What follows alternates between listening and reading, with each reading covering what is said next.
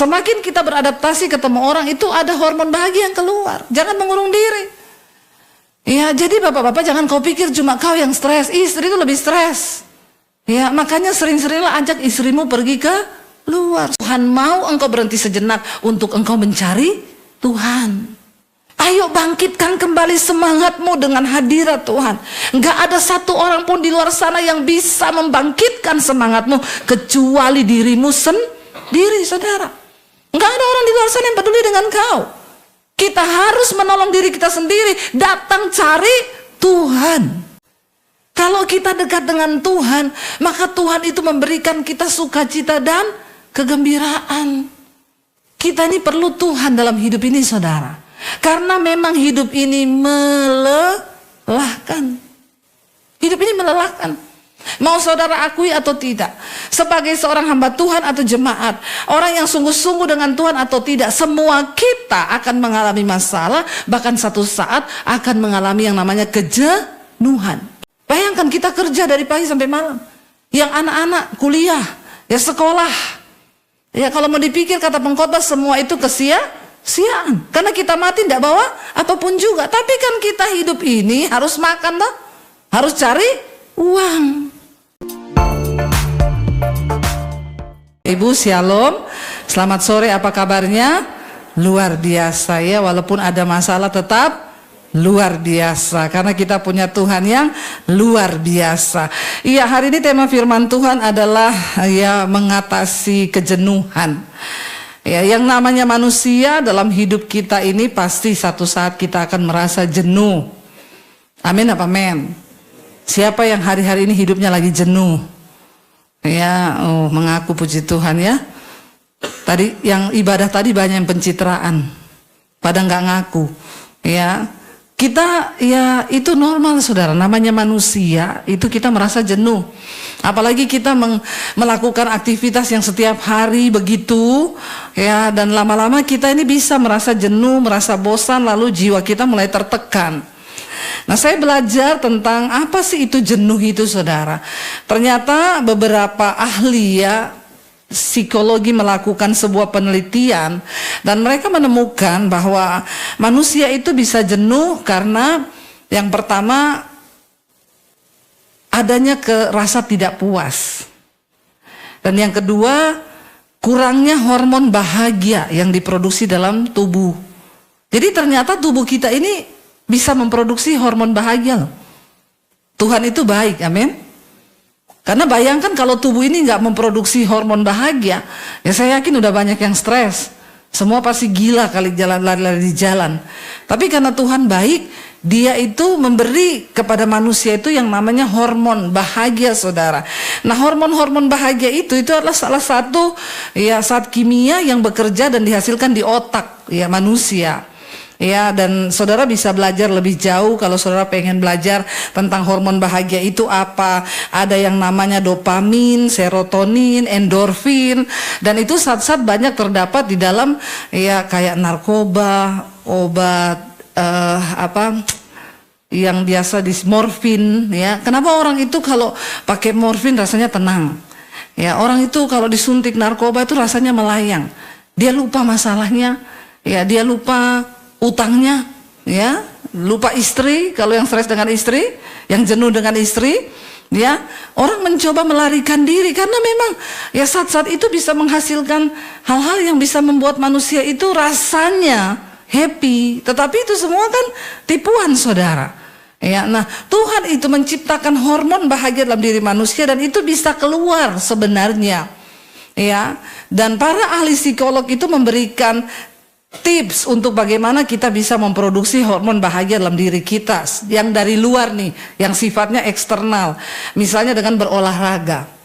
Ternyata olahraga itu bisa memproduksi hormon bahagia dalam tubuh manusia. Ya. Tetapi ya makanya saudara kadang lihat ada orang nge-gym 8 jam, ya. Kalau kita hanya mendapatkan kebahagiaan dari luar, dari olahraga, nah itu pura-pura bahagia. Banyak kan sekarang orang pura-pura bahagia tuh. Ya, foto di gym terus, foto olahraga terus. Ya, ini tanda-tanda orang pura-pura bahagia nih. Ya. Nah, ini faktor-faktor yang dari luar diri yang bisa sih saudara. Makanya kita lihat kadang orang tuh olahraga kok ya bahagia ya. Kalau kita tapi hanya memenuhi yang dari luar, maka jatuh-jatuhnya kita ini pencitraan. Karena untuk bisa memuaskan jiwa manusia dibutuhkan kebahagiaan yang muncul dari dalam. Amin. Nah, kita mau belajar ketika Daud saudara, dia mengalami tekanan, kejenuhan dalam hidup. Ya, kita buka bersama Mazmur 43. Ayat yang ketiga sampai ayat yang kelima. Mazmur 43 mulai ayat yang ketiga saudara. Daud itu ketika dia tertekan, ketika dia jenuh, dia datang mencari Tuhan. Yang pertama, saat engkau jenuh, datang cari Tuhan. Daud berkata begini, baca sama-sama 1, 2, 3. Suruhlah terangmu dan kesetiaanmu datang, supaya aku dituntun dan dibawa ke gunungmu yang kudus dan ke tempat kediamanmu. Maka aku dapat pergi ke mesbah Allah, katanya, menghadap Allah yang adalah apa? Sukacitaku dan kegembiraanku, dan bersyukur kepadamu dengan kecapi, ya Allah, ya Allahku. Sampai situ dulu. Daud bilang begini saudara, waktu dia merasa tertekan, hatinya jenuh, dia datang mencari Tuhan. Kata Daud, Tuhan itu adalah sumber apa? Sukacita dan kegembiraan. Ya, hormon bahagia tadi. Kalau kita dekat dengan Tuhan, maka Tuhan itu memberikan kita sukacita dan kegembiraan. Kita ini perlu Tuhan dalam hidup ini saudara. Karena memang hidup ini melelahkan. Hidup ini melelahkan. Mau saudara akui atau tidak, sebagai seorang hamba Tuhan atau jemaat, orang yang sungguh-sungguh dengan Tuhan atau tidak, semua kita akan mengalami masalah, bahkan satu saat akan mengalami yang namanya kejenuhan. Itu memang kita pengkhotbah berkata, aku melihat segala sesuatu yang diciptakan Tuhan di dunia ini hanya membuat melelahkan diri manusia. Bayangkan kita kerja dari pagi sampai malam, yang anak-anak kuliah, ya sekolah. Ya, kalau mau dipikir kata pengkhotbah semua itu kesia-siaan. Karena kita mati tidak bawa apapun juga. Tapi kan kita hidup ini harus makan toh, harus cari uang. Karena kita bilang orang yang nggak kerja tidak boleh makan. Kita bekerja untuk cari uang. Bekerjalah supaya kau dapat uang. Ya, karena uang tidak dibawa mati, tapi uang dipakai untuk hidup. Orang kalau hidup nggak ada duit bikin masalah hidupnya, bener nggak? Ya, kita punya anak, sudah menikah, udah punya anak, nggak punya uang. Orang tua yang susah kan, bahkan bisa menyusahkan orang lain. Akhirnya utang kanan kiri, nggak bayar. Satu saat kita jenuh dengan pekerjaan kita, tapi waktu kita jenuh, cari Tuhan. Dan katakan, Tuhan, engkau sumber kegiranganku, engkau sumber sukacitaku. Ya. Kita bisa saudara olahraga menambah hormon bahagia, tapi itu hanya bersifat dari luar. Yang dari dalam itu, waktu kita dekat dengan Tuhan, dikatakan Daud bilang, Tuhan sukacitaku dan dia kegembiraanku. Kalau kita sudah bersukacita dengan Tuhan, apa yang bisa membuat kita jenuh? Ya, waktu kita ini jenuh, kita bisa mengangkat pujian, kita nyanyi memuji Tuhan, maka hadirat Tuhan turun, kita dikuatkan. Ya, kita akan mengalami yang namanya kejenuhan. Hidup ini melelahkan, tapi kan kita nggak bisa pilih. Kita sudah ada di dunia, kita harus melewati hidup ini, harus menjalani hidup ini. Nggak bisa lari, karena hidup ini adalah sebuah perjalanan, bukan pelarian. Ya, jangan lari, hadapi hidup ini saudara. Ya, Daud bilang, aku akan pergi ke mesbahmu, menghadap kepada Allah, sebab dia sukacitaku dan kegembiraanku. Jangan kedugem, ya, jangan cari bahagia di dugem. Kau akan kecewa, ya, akan makin stres, makin parah. Tapi cari Tuhan yang pertama. Ya, alami Tuhan secara pribadi. Lalu Daud berkata begini, ayat yang kelima. Ya, ketika hatinya tertekan, ketika dia merasa jenuh, baca bersama, Daud berkata, "Mengapa engkau tertekan hai jiwaku, dan mengapa engkau gelisah di dalam diriku? Berharaplah kepada Allah, sebab aku bersyukur lagi kepadanya, penolongku dan Allahku." Ketika kita menghadapi persoalan kejenuhan dalam hidup ini, kita bosan dengan pekerjaan, dengan rumah tangga, cari Tuhan. Yang kedua, bersyukur lagi kepada Tuhan. Kenapa Daud berkata, "Aku akan bersyukur lagi"? Karena kata bersyukur lagi di sini berat, saudara. Saat keadaan tidak enak, saat keadaan menjenuhkan, tapi kita datang untuk bersyukur lagi. Seringkali kita lupa bersyukur loh. Apa hal terbesar dari hidup kita yang harus kita syukuri? Yang pertama, hidup itu sendiri. Pernah nggak engkau bersyukur untuk hidupmu? Berapa banyak di antara kita yang bangun pagi bilang, "Tuhan, tiap hari, Tuhan terima kasih untuk hidup yang engkau beri buatku." Amin. Syukuri hidupmu, saudara. Seberat apapun hidupmu, engkau masih hidup. Kita masih dikasih kesempatan oleh Tuhan. Walaupun banyak masalah, persoalan, kita jenuh, tapi syukuri hidupmu. Terima kasih Tuhan buat hidupku. Ya, untuk tidak stres, jenuh, syukuri hidupmu. Bapak-bapak, jangan kau menduduh kau yang paling stres. Seringkali saya mendengar, "Itu istri saya nggak ngerti, Bu. Aku ini bapak cari duit, aku ini stres." Kalau kau mau tahu, istrimu tuh lebih stres. Apalagi yang cuma di rumah. Setiap hari dia kerja di rumah, urus anak sampai malam, ya. Bapak-bapak masih bisa pergi keluar. Salah satu cara untuk menghilangkan stres dan bisa menambah hormon bahagia itu katanya sering-sering keluar. Kalau jangan mengurung diri terus di rumah.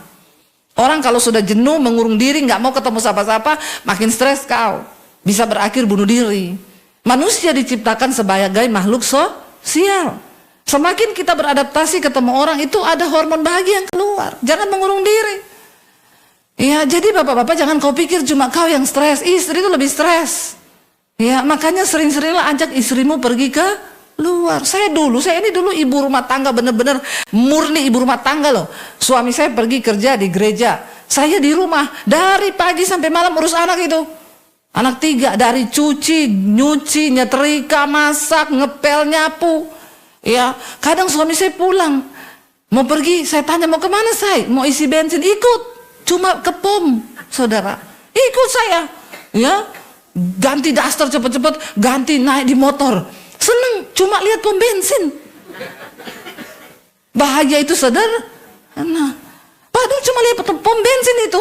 Karena sudah sumpah seharian cuma lihat kompor, wajan, lihat cucian, lihat setrika. Ya, jadi kalau dia ikut ya saya, ayo. Apalagi kalau suami saya lagi bermurah hati, mampir makan bakso yuk. Aduh, haleluya, puji Tuhan, 12 kali. Bahagianya aku. Iya, bapak-bapak istrimu tuh banyak yang stres loh. Apalagi kalau bapak-bapaknya berkata, "Saya nggak mau tahu ya, cukup nggak cukup 2 juta sebulan." Mampus itu. Makanya tingkat kesetresan yang paling tinggi itu pada ibu-ibu rumah tangga. Ya, dia harus mencukupkan diri dengan apalagi kalau suaminya pelit. Ini saudara. Jadi ayo kita usahakan, karena kebahagiaan itu bukan sesuatu yang datang dari luar, tetapi dalam diri kita yang ciptakan. Amin.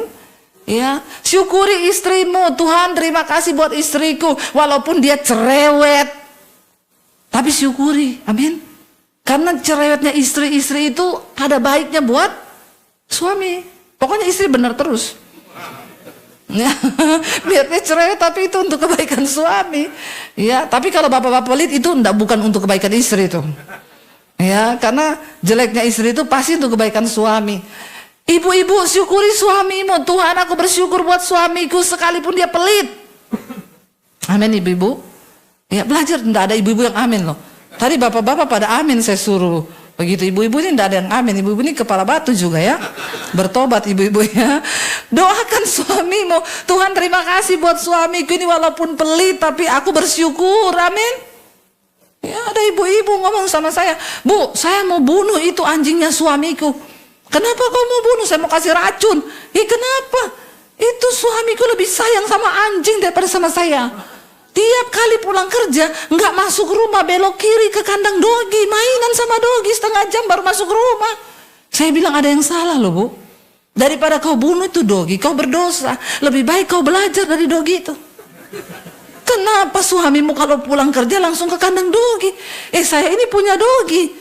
Saya kalau pulang dari luar kota, saya belum masuk rumah itu dogi saya di dalam udah kangen sama saya. Begitu saya masuk, dia peluk, dia cium, wah dia muter-muter seneng. Saya bilang coba ibu begitu. Kalau suami pulang ciumi, peluk suamimu, berlakulah seperti dogi itu. Ya, sebelum dia belok kanan, ibu cegat dulu di depan pintu pagar tuh.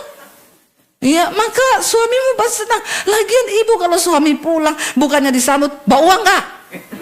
Lebih galak dari anjing galak ibu-ibu ini. Ya, saya bilang jangan kau bunuh itu dogi, kau berdosa ibu. Belajarlah dari dogi supaya bisa menciptakan bahagia saudara. Ya, Daud berkata, hai jiwaku, mengapa engkau tertekan gelisah dalam diriku? Berharaplah kepada Tuhan, sebab aku bersyukur lagi kepadanya. Kata bersyukur lagi ini berat, tapi Daud mau bersyukur. Syukuri anak-anakmu, ya. Sekalipun kadang mereka itu bikin kita ya sakit kepala, Tuhan terima kasih buat anak-anakku, dan aku percaya masa depan mereka pasti Tuhan yang pegang kendali, amin. Coba saudara, kalau kau jenuh, berhenti sejenak. Kalau engkau jenuh, engkau bosan, Tuhan mau engkau berhenti sejenak untuk engkau mencari Tuhan. Ayo bangkitkan kembali semangatmu dengan hadirat Tuhan. Enggak ada satu orang pun di luar sana yang bisa membangkitkan semangatmu kecuali dirimu sendiri, saudara. Enggak ada orang di luar sana yang peduli dengan kau. Kita harus menolong diri kita sendiri. Datang cari Tuhan. Hanya Tuhan yang sanggup. Makanya di dalam Yesaya pasal yang ke-40 ayat 29 sampai 31 berkata begini. Yesaya 40 ayat 29, baca bersama. Dia memberi kekuatan kepada yang lelah dan menambah semangat kepada yang tiada berdaya. Tuhan itu memberi kekuatan kepada kita yang lelah, yang jenuh hari-hari ini. Jangan cari pelampiasan di tempat lain. Jangan main game kalau engkau stres. Cari Tuhan, amin. Ya, jangan dugem. Ya, jangan lakukan sesuatu yang lain yang sifatnya hanya datang dari luar, tapi cari Tuhan, karena Tuhan memberi kekuatan dari dalam. Dan yang dari dalam itulah yang kekal, saudara. Dia berkata, dia memberi kekuatan kepada yang lemah, menambah semangat kepada yang tiada berdaya. Orang kalau sudah tidak semangat, susah. Makanya orang kalau sakit kanker, saudara, dokter lihat, di saat semangatnya drop, ini pasti cepat mati. Tapi separah apapun sakitnya, kalau dia masih semangat, masih ada harapan. Ya, siapa yang dapat memulihkan semangat kita? Tuhan yang bisa. Ya, semangat untuk apapun, untuk bekerja, untuk apapun, ya, untuk diet yang mau kurus, ya, perlu semangat juga loh. Kita ini kan semua tahu caranya kurus itu apa. Oh, enggak usah makan pagi, nanti siang. Saya tuh suka ketawa kalau suami buka-buka, ini loh saya, kalau mau kurus itu enggak usah sarapan. Pagi makan telur, nanti olahraga, terus siang tok makan, nanti sore sudah stop. Saya bilang semua sudah tahu itu teori. Kita berdua tuh suka kata, semua tahu saya itu kalau kamu lakukan udah kurus itu, sehari sekilo bisa. Kalau semangat melakukan, masalahnya ini semangat ini nih. Siapa yang bisa maju semangat selain diri kita sendiri? Ya, makanya saya kadang lihat suami saya itu kalau bangun pagi duduk sebentar terus gini, semangat. Ya, dia memacu dirinya sendiri. Ya, sekarang treadmill, saudara, makanya perutnya mulai hilang. Ya, sebenarnya mau kurus itu kan cuma dua, ya, semangat olahraga sama jamu, jaga mulut. Ya, jamu itu jaga mulut. Mulutnya dijaga tuh, jangan semua dimakan, saudara. Ya, jadi kita berusaha. Nah, firman Tuhan bilang cuma Tuhan yang bisa memberi semangat kepada yang tiada berdaya. Mungkin engkau udah gak semangat dengan rumah tanggamu hari ini. Kau jenuh dengan istrimu. Kau jenuh dengan keadaan. Perceraian bukanlah jalan terbaik. Minta sama Tuhan diberi kekuatan baru, dikasih semangat yang baru. Ayat berikutnya berkata begini. Orang-orang muda menjadi lelah dan lesu dan teruna-teruna jatuh tersandung. Hari-hari ini banyak anak-anak muda yang lelah, lesu, saudara. Masih muda udah sakit-sakitan. Ya, anak-anak muda sekarang nggak olahraga, olahraganya mereka tuh cuma jari gini, scroll terus. Ya, jadi banyak dari mereka itu yang hari-hari ini masih muda tapi udah jompo. Tulangnya sakit, ya ini sedikit udah. Lu bener saudara, ya handphone itu, internet itu membuat orang jompo. Karena kurang bergerak, udah nggak bisa ngapa-ngapain. Ya di kamar seharian, membunuh pelan-pelan loh. Makanya Alkitab tuh nggak pernah salah, orang-orang muda menjadi lelah, lesu, ya teruna-teruna bahkan jatuh tersandung. Tetapi ayat yang berikutnya 31, baca sama-sama 1, 2, 3. Tetapi orang-orang yang menanti-nantikan Tuhan mendapat kekuatan baru. Mereka seumpama raja wali yang naik terbang dengan kekuatan sayapnya. Mereka berlari dan tidak menjadi lesu. Mereka berjalan dan tidak menjadi lelah. Ya, hari-hari ini banyak orang berjatuhan. Tapi orang yang menanti-nantikan Tuhan, makanya cari Tuhan. Nantikan Tuhan bekerja di hidup kita. Orang yang menanti-nantikan Tuhan mendapat kekuatan baru. Nggak peduli umurmu berapa, kalau kau cari Tuhan, Dia beri engkau kekuatan baru. Kenapa di kita ini diumpamakan seperti Raja Wali? Burung Raja Wali itu burung yang sangat-sangat senang kalau ada badai. Karena dia sangat menikmati badai, angin yang kencang. Kenapa?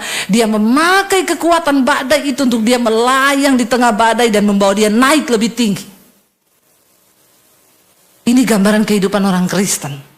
Setiap badai, pencobaan yang datang dalam hidupmu, pakai itu menjadi sebuah kesempatan untuk engkau naik level iman yang lebih tinggi, saudara.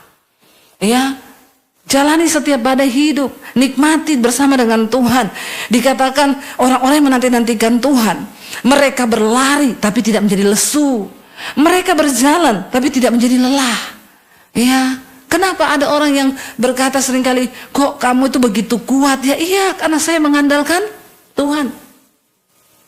Hantaman persoalan yang seberat apapun, waktu kita menanti-nantikan Tuhan, firman ini berkata, kita ini diberi kekuatan, kita berlari tapi nggak lesu, kita berjalan tapi tidak lelah. Dopingnya dari mana? Dari Tuhan. Kita menghadapi banyak persoalan, kita menghadapi banyak pergumulan, tapi kita semakin kuat karena Tuhan yang menjadi kekuatan di hidup kita, saudara. Mari hari-hari ini, saudara, kita jangan kalah dengan keadaan, kita jangan menyerah, jangan jenuh dengan setiap apa yang sudah Tuhan beri. Mulai belajar, syukuri keluargamu, syukuri anak-anakmu, syukuri istrimu, syukuri suamimu, syukuri pekerjaanmu hari ini. Kenapa engkau syukuri pekerjaanmu? Karena di luar sana banyak orang yang sedang cari pekerjaan tapi mereka tidak dapat pekerjaan. Begitu banyak orang yang hari-hari ini sedang kehilangan pekerjaan. Dan apa yang ada di depanmu, syukuri dan kerjakan itu dengan sekuat tenaga. Ya, kita harus cari uang supaya kita bisa hidup layak. Ya, dan firman Tuhan bilang ya, orang yang gak cari uang gak bisa makan. Jangan sedikit-sedikit kutuki pekerjaanmu. Karena di luar sana banyak orang gak punya pekerjaan. Mari mulai syukuri, karena lewat pekerjaan itulah Tuhan mencurahkan berkatnya bagi kita. Amin, saudara. Selama engkau hidup, jam-jam hidupmu kau pakai buat apa? Apakah engkau pakai untuk menikmatinya demi keinginan dan kesenangan dirimu sendiri? Atau engkau mau berkorban? Ya, untuk orang lain, untuk suami, untuk istri, untuk anak-anak waktumu. Ya, atau untuk orang-orang di luar sana. Memang walaupun itu berat, seringkali kita jenuh. Tapi waktu kau ingat, hidupmu bisa menjadi berkat bagi banyak orang. Itu sesuatu yang mulia, saudara, amin. Karena hidup ini bukan hanya tentang kita. Hidup ini bukan hanya mencapai apa yang kita mau. Tapi hidup ini harus kita hidupi untuk mencapai apa yang Tuhan mau. Dan maunya Tuhan kita harus menjadi berkat dan kepanjangan tangan Tuhan bagi orang lain. Jadi ketika satu saat kita dipanggil menghadap Tuhan, ya, kita itu tidak menjadi orang yang egois. Kita nggak jadi orang yang cuma berkata, aku jenuh Tuhan dengan hidupku, makanya aku nggak bikin apa-apa, aku malas Tuhan kerja, aku malas Tuhan gini, atau aku pakai hidupku untuk tiap hari aku menikmati hidupku. Hello, kau jangan egois loh. Karena hidup ini bukan milikmu, tapi hidup ini milik Tuhan. Ketika satu saat kita menghadap Tuhan, kita mati kelak, kita bisa beri Tuhan, aku engkau beri waktu hidup misalnya 70 tahun. Berapa puluh tahun yang engkau pakai untuk hidup mengabdi kepada Tuhan, bekerja dengan sekuat tenaga, dan hidupmu bisa menjadi berkat bagi banyak orang. Dan berapa banyak waktu Tuhan akan kalkulasi loh. Kau dikasih hidup 70 tahun, berapa puluh tahun kau cuma hidup untuk kepentingan dirimu sendiri. Ya, kau main game, kau olahraga terus, kau make up terus, kau di salon terus, kau ya pilates terus, itu akan ditanya Tuhan.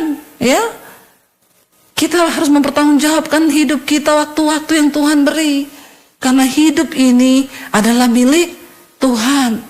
Ya, berapa banyak waktu yang kita pakai saudara untuk hidup kita bisa menjadi berkat, untuk hidup kita melayani Tuhan, itu ditanya loh. Ya, untuk apa? Berapa banyak berkat yang sudah Tuhan percayakan kepadamu? Berapa banyak yang kau pakai untuk menabur?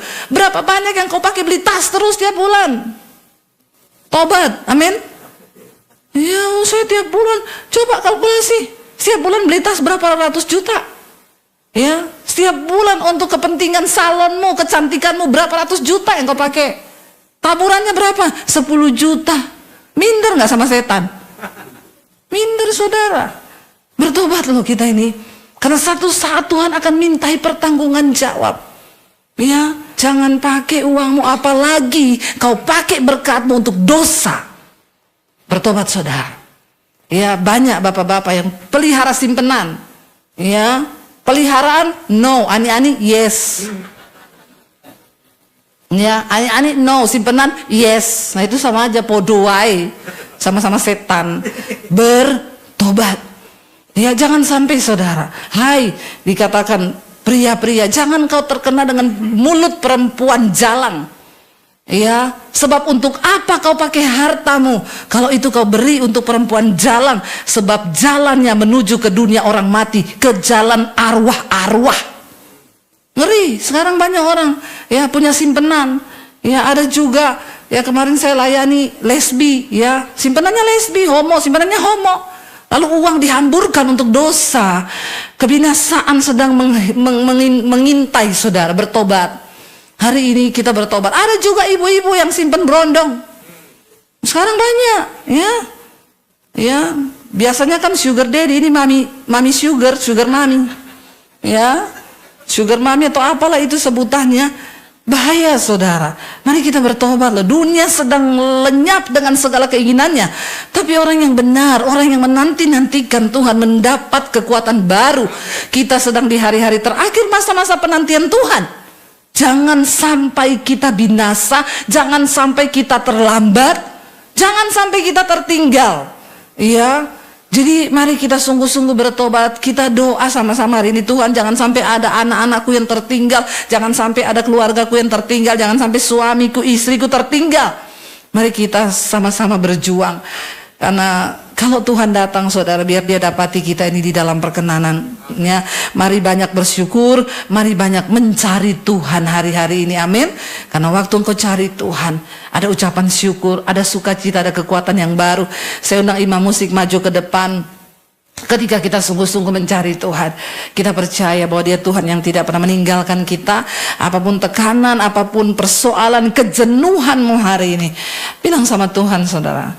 Kita harus bersyukur karena kita ada hari ini. Semua itu hanya karena kemurahan Tuhan. Kita ada hari ini, semua itu hanya karena berkat Tuhan. Tuhan bersuka cita melihat ada anak-anak muda yang mau sungguh-sungguh bangkit untuk mencari dan menggenapi kehendak Tuhan. Karena tidak banyak hari-hari ini anak muda yang mau mencari Tuhan. Tapi kalau kalian dipilih sore hari ini ada di sini, itu artinya engkau berharga dan engkau menjadi target Tuhan. Amin. Tepuk tangan buat Tuhan saudara. Iya, saya pengen hari-hari ini kita harus tahu apa yang kita kejar di dunia ini. Cuma satu yang harus kita kejar dan kita fokus, yaitu untuk mencapai rencana dan kehendak Tuhan dalam hidup kita. Udah nggak ada yang lain, ya. Karena hanya ketika kita mencapai kehendak Tuhan, maka kita akan mencapai goalnya Tuhan dalam hidup kita. Apa itu mencapai kehendak Tuhan dalam hidup kita? Ya, Tuhan punya rencana buat masa depanmu. Tuhan punya rencana buat jodohmu. Amin. Ya, kalau jodoh kok amin semua ya. Tuhan punya rencana atas bisnis pekerjaanmu di kemudian hari. Ya, dan Tuhan mau kita itu tepat pada sasaran rencananya Tuhan. Itu goal kita hari-hari ini. Saya berdoa supaya nggak ada yang miss, nggak ada yang salah, tetapi kita mau mencapai seperti anak panah yang dipanahkan tepat mencapai titik di tengah. Seperti itu hari ini kita harus mengejar kehendak Tuhan. Kita baca dulu firman-Nya Efesus 5 ayat 17. Tadi saya sedikit sampaikan juga kepada anak teen ayat ini, tapi kita hanya ambil yang bagian 17. Efesus 5 ayat 17 berkata, baca bersama. Sebab itu janganlah kamu bodoh, tetapi usahakanlah supaya kamu mengerti kehendak Tuhan. Dengan kata lain, siapa orang yang bodoh di hadapan Tuhan itu? Bukan orang yang nggak kuliah tinggi. Orang bodoh di hadapan Tuhan bukan orang yang nggak sekolah tinggi. Orang yang bodoh di hadapan Tuhan adalah orang yang tidak mengerti kehendak Tuhan. Bilang kanan kirimu, orang bodoh itu, bilang orang yang nggak ngerti kehendak Tuhan. Ya, ngomongnya serius ya. Orang bodoh itu orang yang tidak ngerti kehendak Tuhan. Amin. Jadi sepintar apapun kamu, sehebat apapun kamu, sekolah tinggi, S1, S2, S21, S23 udah kayak Samsung. Kalau kamu nggak ngerti kehendak Tuhan atas hidupmu, maka di mata Tuhan, kita ini bodoh. Ya, mau dia profesor, mau dia punya jabatan hebat, kalau nggak ngerti kehendak Tuhan, di mata Tuhan, dia orang yang bodoh. Makanya yang cewek-cewek di sini cari jodoh yang ngerti kehendak Tuhan, amin. Cowok nggak ngerti kehendak Tuhan, goblok. Kau jangan pacaran sama orang goblok, amin. Ya, demikian juga yang laki-laki. Cari calon istri yang ngerti kehendak Tuhan. Ya, jangan sama istri yang goblok, nggak ngerti kehendak Tuhan. Akhirnya hidupmu akan saling menghancurkan. Ayo ngerti kehendak Tuhan. Iblis akan berusaha menghancurkan hidupmu. Tapi sebenarnya yang iblis mau hancurkan apakah dirimu? No, kehendak Tuhan yang ada dalam hidupmu. Rencana Tuhan yang ada dalam hidupmu. Kita harus berusaha mencapai itu. Saya dulu nggak ngerti kehendak Tuhan, rencana Tuhan atas hidup saya. Saya hanya melakukan dosa yang pada akhirnya saya pengen mati bunuh diri. Karena saya tidak ngerti kehendak dan rencana Tuhan. Ya, sekarang saya menemukan rencana dan kehendak Tuhan itu. Ternyata Tuhan mau pakai saya. Ya, wow, puji Tuhan kalau hari ini khotbah-khotbah saya bisa memberkati bukan hanya di Indonesia, bahkan sampai ke bangsa-bangsa. Ya, siapa Debbie Basir? Orang yang dulu mau bunuh diri. Karena merasa hidupnya gagal, hidupnya hancur. Karena tidak mengerti rencana Tuhan. Jangan kamu bodoh, tapi usahakan supaya kamu mengerti kehendak Tuhan. Ternyata untuk bisa mengerti kehendak Tuhan, ada kata di sana, usahakanlah. Nggak cukup dengan kamu cuma jadi Kristen yang tiap minggu ke gereja. Nggak cukup cuma jadi Kristen yang ikut ibadah youth aja. Nggak cukup cuma jadi Kristen yang pelayanan. Yang melayani dengar baik-baik, kamu tidak lebih hebat daripada yang tidak melayani. Mana pemain musik, singer, worship leader, duduk dengar firman Tuhan. Karena kamu gak lebih hebat daripada yang ada di sini. Kita menjadi hebat waktu kita tahu kehendak Tuhan atas hidup kita. Ya, makanya saya tadi bilang, kalau masih umur belasan, di bawah 20, jangan pacaran dulu. Amin.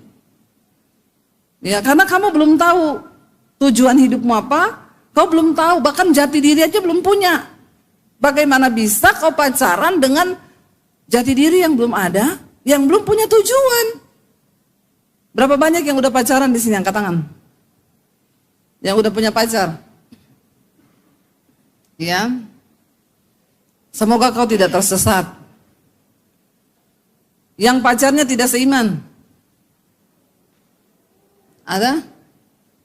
Nanti tolong masuk ke ruang pendeta di dalam. Saya baptis, saya rendam 15 menit. Jadi buka mata langsung di rumah Bapak di sorga toh. Jangan pacaran dulu, kenapa? Sangat riskan, berbahaya. Kau belum ngerti. Bahkan tujuan hidupmu aja kau belum tahu. Jati dirimu aja belum terbentuk, kau belum tahu jati dirimu. Bagaimana mungkin engkau membangun hubungan yang kau sendiri nggak tahu? Amin apa amin? Tujuan orang pacaran itu untuk apa?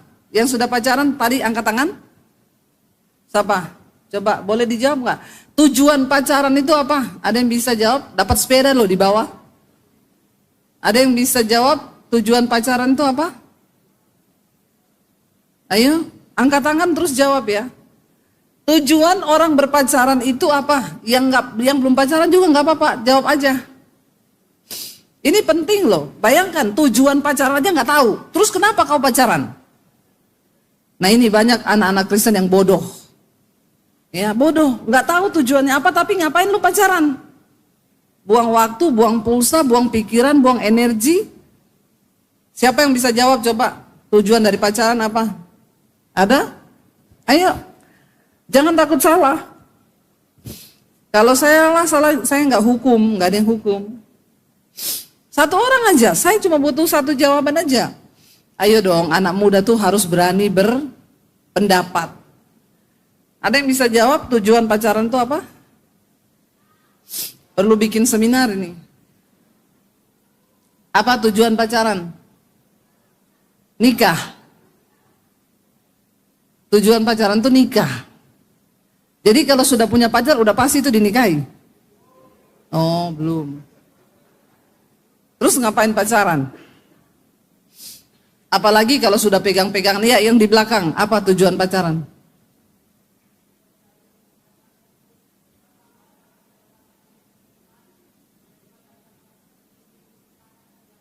Panjang kayaknya kamu maju deh ke depan sini. Ya. Ada mic nggak? Kasih dia mic.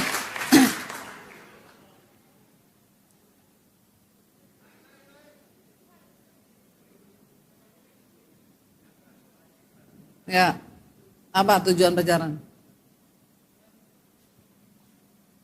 Menjalin hubungan dalam Tuhan dan mencari pasangan yang seiman. Dan pacaran itu bukan hanya mengisi hati yang kosong dengan kesenangan percintaan manusiawi, tetapi menjalani hubungan yang benar, yang kudus dari Tuhan gitu. Tujuannya saling mengenal, terus menjalin hubungan dalam Tuhan dengan sah gitu. Rohani sekali jawabanmu. Pret. Ya, jadi untuk menjalin hubungan di dalam Tuhan. Ya kalau kau dapat pacar yang dalam Tuhan. Kalau yang bukan. Ya. Terus siapa yang bisa jamin nanti kalau jatuh, ya? Orang kalau udah pacaran tuh hati-hati yang sudah pacaran. Ya, awalnya cuma pegang-pegangan. Tapi manusia itu punya listrik. Jadi bisa korslet. Nanti kalau jatuh, tujuan setan menjatuhkan engkau dalam kenajisan percabulan. Hidupmu hancur. Karena Alkitab berkata, iblis itu datang untuk mencuri, membunuh, dan membinasakan. Berapa banyak orang yang akhirnya pacaran berakhir pada bunuh diri, stres, lari ke narkoba. Kalau engkau belum menemukan jati dirimu dalam Tuhan, sebaiknya jangan pacaran dulu. Ketika saya mengenal Tuhan Yesus, Tuhan ubah paradigma saya saya menjadi manusia baru mata saya terbuka. Dan saya mulai berdoa begini, Tuhan, kasih saya jodoh. Tujuan saya menikah adalah untuk menggenapi rencana Tuhan atas hidup saya. Jadi kalau ada cowok yang mendekati saya, yang akan menggagalkan rencana Tuhan atas hidup saya, tolong Tuhan usir dia jauh-jauh. Kalau engkau sudah punya pandangan yang seperti ini, ya saya yakin saudara, tidak akan ada pernikahan Kristen yang gagal di tengah jalan bercerai. Ya, karena sekarang itu kalau kau nggak ngerti rencana Tuhan, kau jadi Kristen ngangong-ngangong. Ngerti nggak Kristen ngangong-ngangong? Ditanya, kamu tahu nggak kehendak Tuhan apa? Nggak tahu. Nggak ngerti. Ditanya kehendak Tuhan, kamu menikah buat apa? Ya masa jomblo? Ya menikah. Harus ada tujuan Tuhan. Saya bilang, Tuhan, saya mau menikah untuk menggenapi rencana Tuhan. Kalau laki-laki itu mau menggagalkan rencana Tuhan atas hidup saya, maka Tuhan usir dia jauh-jauh dari saya. Lebih baik saya tidak menikah daripada saya ketemu orang yang akan menghancurkan rencana Tuhan atas hidup saya. Se-ekstrim itu dulu ketika saya sudah kenal Yesus. Bagaimana kita bisa mengerti kehendak Tuhan? Coba kita buka Efesus pasal yang keempat. Kita baca ayat yang ke-17. Kalau lihat judul perikopnya di sana, Efesus 4 ayat 17. Judul perikopnya apa? Manusia baru. Kita semua perlu diciptakan kembali menjadi manusia baru. Karena kita dilahirkan oleh produk dosa. Semua manusia telah jatuh ke dalam dosa dan kehilangan kemuliaan Allah. Kita perlu diciptakan kembali menjadi manusia baru. Kayak sampah itu didaur ulang. Bagaimana kita bisa mengalami manusia baru? Baca ayat 17. Sebab itu kukatakan dan kutegaskan ini kepadamu di dalam Tuhan. Baca sama-sama. Jangan hidup lagi sama seperti orang-orang yang tidak mengenal Allah dengan pikirannya yang sia-sia. Semua dimulai dari mindset, cara kita berpikir. Ya, berubahlah oleh pikiranmu supaya engkau dapat membedakan mana kehendak Allah, apa yang baik, yang berkenan dan yang sempurna. Dimulai dari cara berpikir. Ayo coba pegang semua kepalanya. Bilang, Tuhan, ubah cara berpikirku dalam nama Yesus. Tiap hari perkatakan itu sudah. Semua pikiran sia-sia aku buang dalam nama Yesus. Jangan hidup lagi sama seperti orang yang tidak mengenal Allah dengan pikirannya yang sia-sia. Sehari 24 jam, apa yang kau pikirkan? Berapa banyak waktu yang kau pikir untuk engkau menggenapi rencana Tuhan? Berapa banyak waktu yang kau pakai untuk sia-sia memikirkan hal-hal yang sia-sia?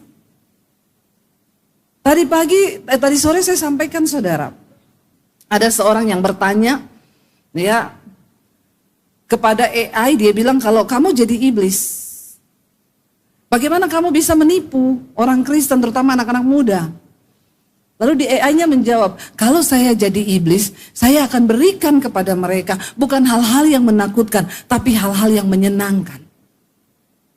Karena anak muda itu suka hal-hal yang menyenangkan. Saya akan kasih mereka semua yang mereka inginkan. Terutama saya kasih mereka handphone. Dan saya akan beri mereka tiap hari kalau bisa dopamin dalam diri mereka tuh keluar. Dopamin itu sejenis hormon yang seperti morfin, endorfin. Yang terus keluar sehingga kau merasa hidupmu nyaman, aman.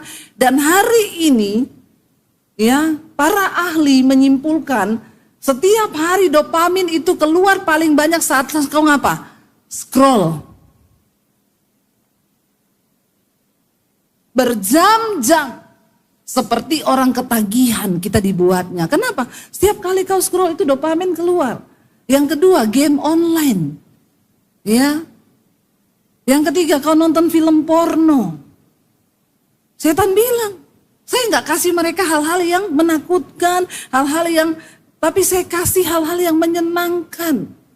Sehingga mereka masuk dalam rasa aman yang palsu. Dan aku akan menjerat mereka sehingga daya pikirnya lumpuh. Berapa banyak sekarang anak muda yang bilang, AI itu, ChatGPT itu penolongku. Kau tidak lagi bertanya sama Tuhan, kau enggak lagi bertanya kepada firman Tuhan. Perlahan mulai tergantikan, sudah orang enggak baca Alkitab, semua apa-apa tanya sama ChatGPT, AI sekarang bisa.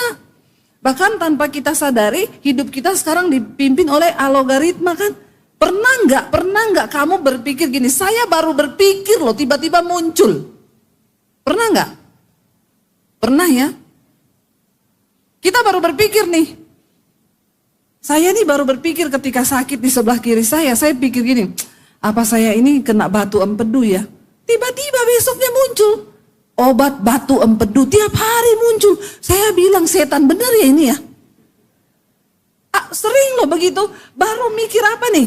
Baru mikir ini tiba-tiba muncul. Itu sering banget loh. Dan saudara pikir itu biasa. Jangan terlalu bergantung. Hari ini kau harus sadari itu. Firman Tuhan bilang semua dimulai dari cara berpikir. Pikirkanlah semua yang baik, yang adil, yang manis. Pikirkanlah firman Tuhan. Taruh banyak firman di otakmu. Karena firman itu yang akan memimpin hidupmu. Jangan kita hidup lagi sama seperti orang-orang yang tidak mengenal Allah dengan pikirannya yang sia-sia. Apa yang kau pikirkan hari-hari ini? Setiap hari saya memikirkan Tuhan, apa yang bisa aku lakukan untuk aku menyenangkan Engkau Tuhan. Apa yang bisa saya lakukan supaya satu saat ketika Tuhan datang, saya tidak kedapatan, tidak melakukan apa-apa untuk Tuhan. Satu kerinduan saya, Tuhan aku pengen ketika Tuhan datang, Engkau berkata bahwa Engkau berkenan kepadaku. Itu yang setiap hari saya pikirkan, saudara. Saya selalu bertanya, Tuhan apakah ketika Engkau datang, aku ini terpilih menjadi anak-anak yang kekasih, menjadi hamba yang setia, yang melakukan apa yang menjadi kehendak Tuhan. Setiap malam saya bertanya. Setiap malam saya merenung, kalau hari ini kiamat, kalau malam ini Tuhan datang dan terjadi pengangkatan, apakah aku masuk di dalam orang-orang yang akan diakui oleh Tuhan bahwa aku layak? Itu loh yang selalu saya pikirkan, saudara. Saya kadang bingung melihat orang yang hidup tanpa pernah mau tahu isi hati Tuhan. Tanpa pernah mau tahu apa kehendak Tuhan.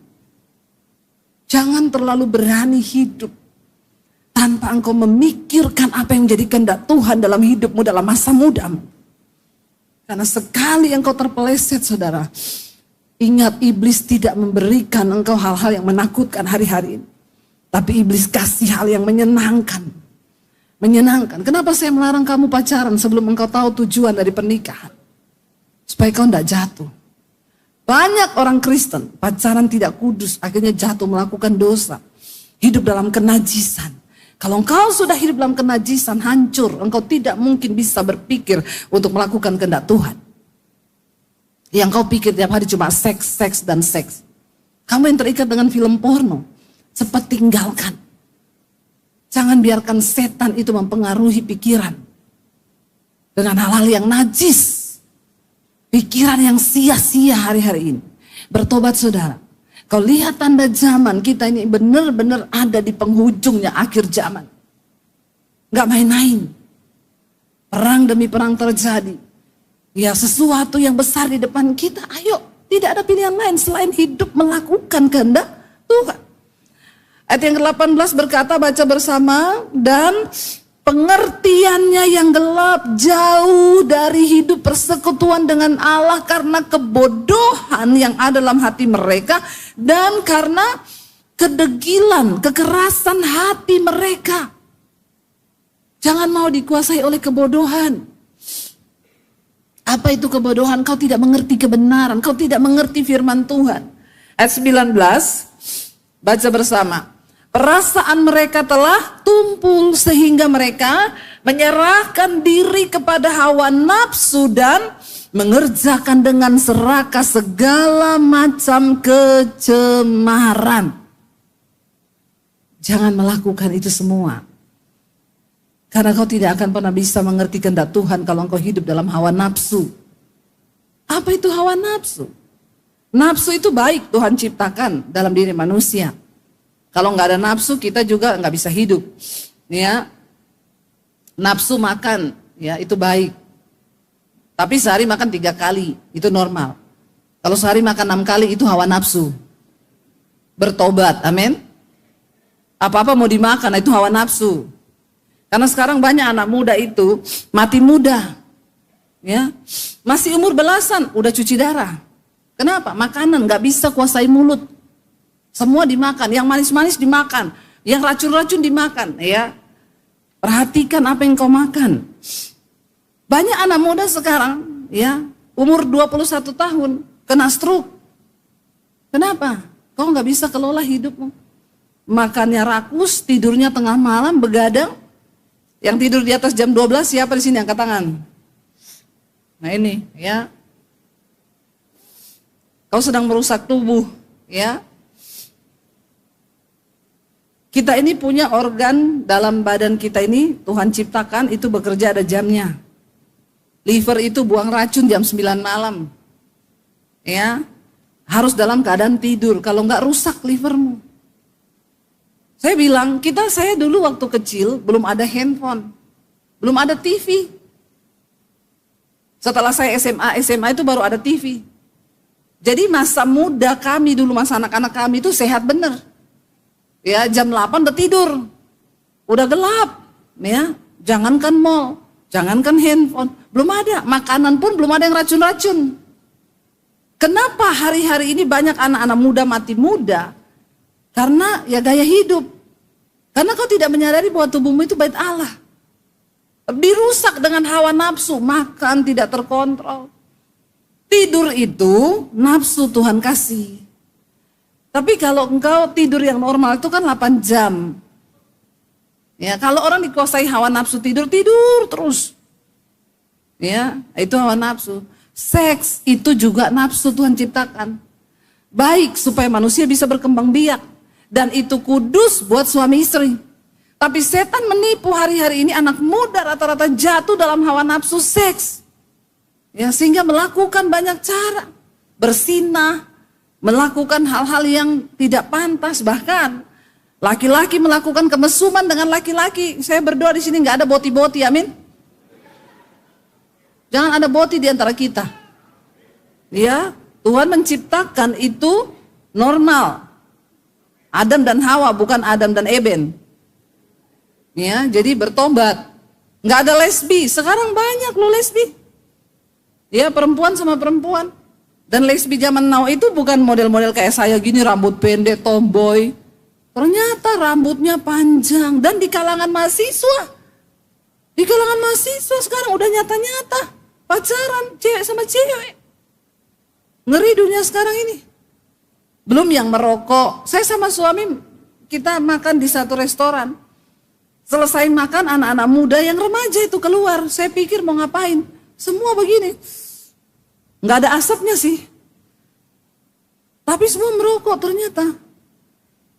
Memang zaman ini sekarang saudara orang nggak peduli lagi. Yang saya kalau ada di antara kalian begitu-begitu, tobat ya sebelum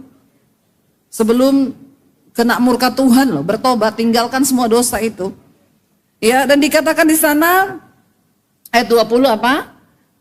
Tetapi kamu, ayat 20 baca bersama. Tetapi kamu bukan demikian. Kamu telah belajar mengenal Kristus. Kita nggak orang-orang seperti itu. Sebab kita sudah belajar untuk mengenal Tuhan Yesus. Mengenal kebenaran. Jadi kita bukan termasuk orang-orang yang melakukan hal-hal yang seperti itu.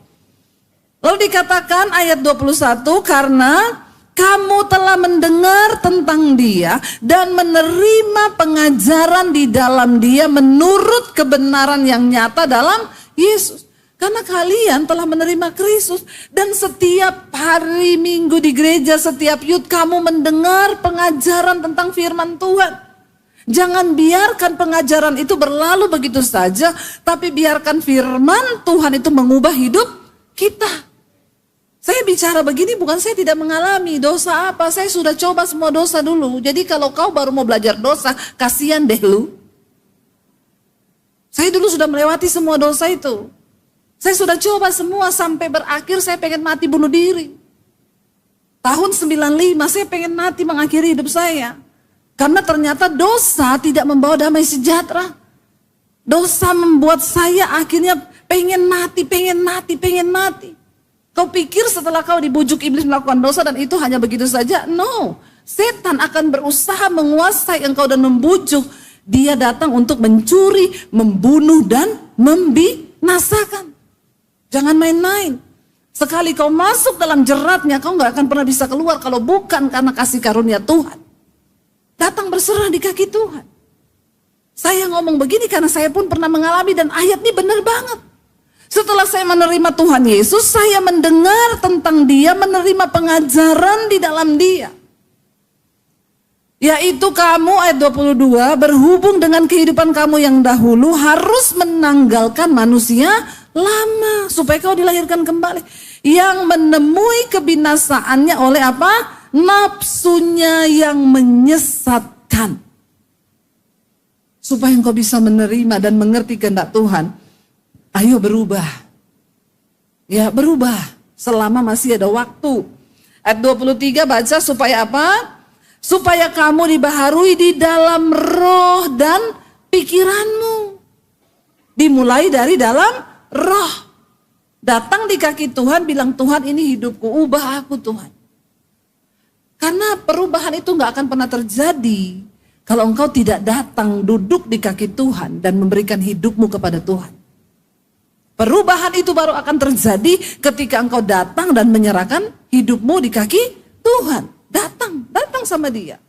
Datang sama Tuhan, tutup pintu kamarmu, masuk di kamarmu, doa Tuhan ini hidupku Tuhan.